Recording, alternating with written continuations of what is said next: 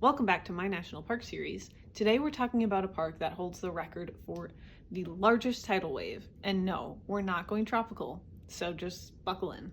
We are back with our second Alaskan National Park. If you don't know, there are 8, so there's plenty more Alaska to come. 7 of the 8 Alaskan parks were all established in 1980. 9 total, a record year for the national parks.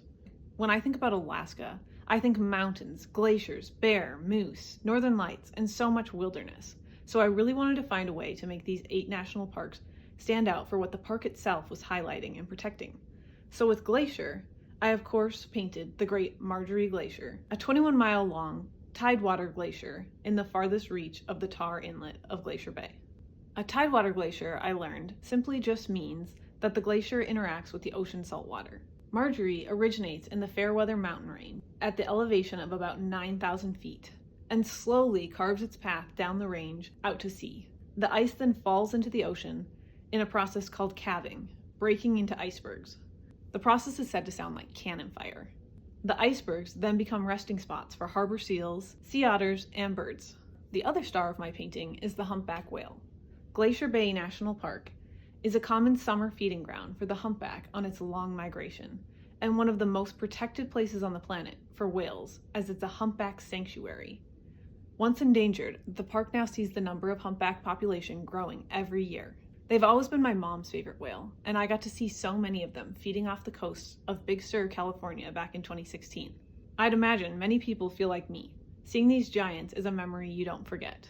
At 40 to 50 feet long and weighing 40 tons, their acrobatics create quite a splash. I learned that with a simple breath from their blowhole, the humpback whales expel air at over 300 miles per hour, which is insane, but makes sense why it can be seen from such a distance. Back to the park and the tidal wave story. So, it is the 6th largest protected area at 3.2 million acres. But one of the craziest things that I learned is that Glacier Bay holds the record for the world's largest tidal wave. In 1958, an 8.0 earthquake caused a massive landslide into the sea.